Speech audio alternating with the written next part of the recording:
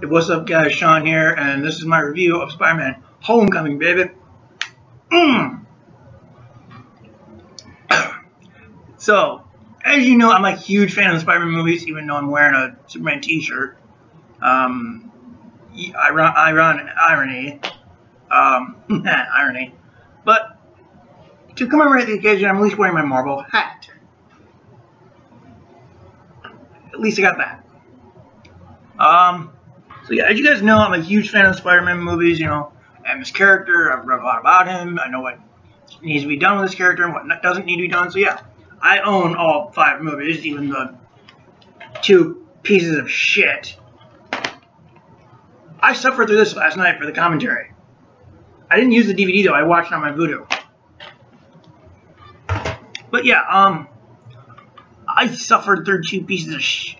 So from 2 by 2, I suffered through 2 pieces of shit. I hadn't had a good Spider-Man movie in 10 years. And yes, I did say this was one of these, and I mean this movie, because I think this is a good movie. So, when I heard that Marvel was getting, or jointly getting the rights to Spider-Man, I threw a party, man. I was so happy, so fucking excited. I was like, yes, finally this is happening. Why it took 4 years, I will never know. But I was originally thinking, okay, they're introducing him this late in the game, so where has he been all this time? And then, thankfully, Civil War answered that question for us, saying he only been Spider-Man for 6 months. It's like, yay! So he's still in his first year in this movie, technically. So, sweet! So this is kind of a year 1 story, if you think about it. Except we're skipping the Spider-Man, which is fucking awesome. But yeah, so the Mumbo Jumbo.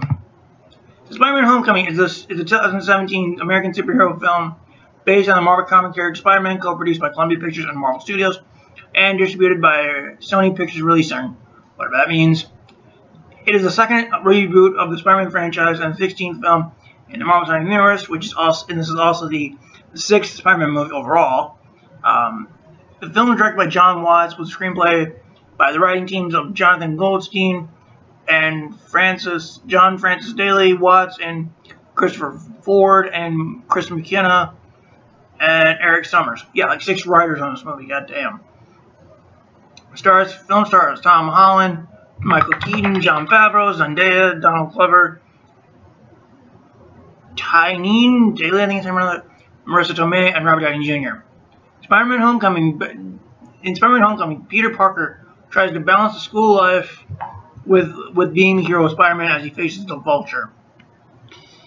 The score by this movie was done by Michael Giacchino, who has done Doctor Strange. He did the Star Trek reboot movies. You know, a lot of film scores. So that was really cool. The movie just came out today, which I saw a couple hours ago, and I'm still doing the review now.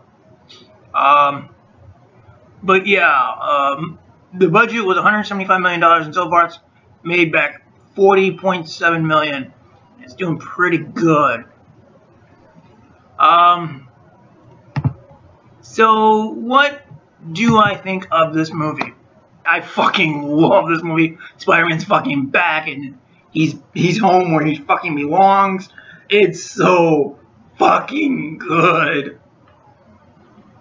I've been waiting 10 years for a good Spider-Man movie since this one. And yes, I do like this movie despite the problems with it.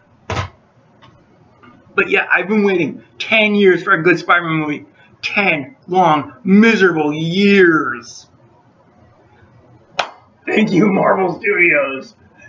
God bless you. God bless Marvel. Thank you. So I'm going to try and keep it spoiler-free as possible because me and my friends are into a spoiler chat. I'm not really sure who's hosting at this point because we're still trying to figure out the details on that. But yeah, I'm going to do this as spoiler-free as possible.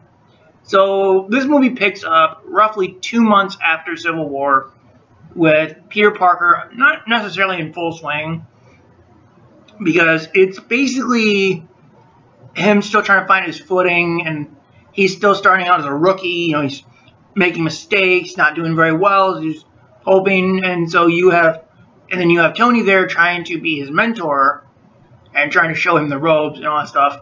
And Peter really wants to try and prove himself to Tony. You know, hopefully be good enough to be an Avenger. And so yeah, I just love this movie. And let's get into the acting. It's perfect across the board. Tom Holland, Robert Downey Jr., Michael Keaton, they all give good performances, especially fucking Keaton. And this is like, oh, excuse me. This is like the, let's see, first two Batman movies, Toy Story 3, even though he technically wasn't on screen, I'll still count it. Herbie Fully Loaded with Lindsay Lohan, Birdman. This is the 6th movie, well, 7th if you count Jack Frost. So this is the 7th movie I've seen of Keaton, and he's so good in this movie as the villain. He's probably one of the most menacing villains we've had in this franchise of the MCU and also the Spider-Man movies in general. Because he's even threatening in this movie. I was like, holy shit, a threatening villain. But yeah, this movie is so hilarious to the point that it would rival Deadpool. Not to the point where Peter breaks the fourth wall. God, no. But it's at that level, though, of the humor. The humor's at that level, though, I'm saying. But yeah, I found this movie so fucking funny. I love Peter's story in this movie. You know, because he has a fucking character arc in this movie. Unlike the last two piece of shit that did fuck all with him. I'm gonna take as many pot shots as the last two movies I fucking want. I suffered through them, so let me insult them. But yeah, I love Homecoming. I think it's a fun film. It's probably one of the best Spider-Man movies we've gotten so far. I would say I'll say that it's better than the Amazing movies. It's better than Spider-Man 3. I mean, even I like Spider-Man 3, and I'm saying that. It's a bit better than I'm not sure if I would say it's better than the first two movies, though. I mean, I like this one, I think, a little bit more than Spider-Man 2, I think. I don't know. Honestly, I don't even know where I'd rank Homecoming in the series. I know at least number 4 out of 6. I know of that, at least. But I don't know if it's better than the... Okay. It's at least better than Spider-Man 3 and the Amazing movies. I'll say that much. So it's at least number 3 on my list. Whether it's better than the first two Spider-Man movies, I don't know. But I will say it's at least number 3 on my list. But yeah, I love this movie. I think it's a lot of fun. I love the music that they put in this movie. It does kind of what Guardians did, but I think it worked for this movie. Unlike Suicide Squad, where the music just came the fuck out of nowhere. I'll take shots at that movie if I want to as well.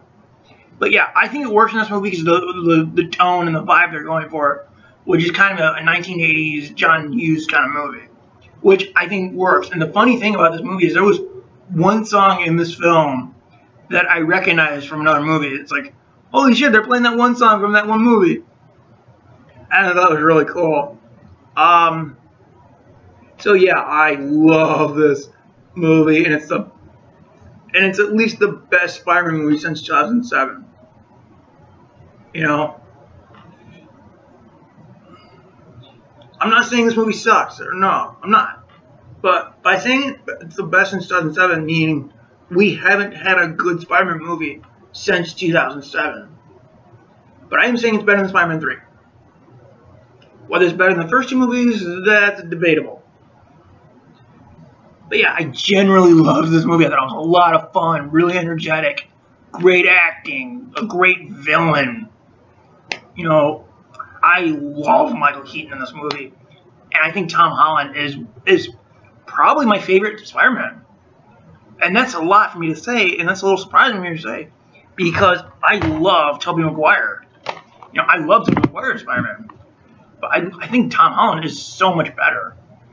I mean, I'll still have a soft spot for Tobey, because Tobey Maguire was the first person I saw Spider-Man. Obviously, because his movies came out first. But I love Tom Holland. I think he has so much energy as his character, and he fits the role, because he's pretty close to the age of a teenager. Whereas with Maguire, he was at least, I want to say roughly 27 when they cast him in the first movie. I want to say 27, somewhere around there. And then Andrew Garfield was like 30, so there's no way he could play a teenager. But yeah, I think Holland nails this character. Fucking nails it to a T. So yeah, I hope you guys enjoyed this video. Catch you guys next time for the spoiler chat on somebody's channel. I don't know those. Catch you guys later.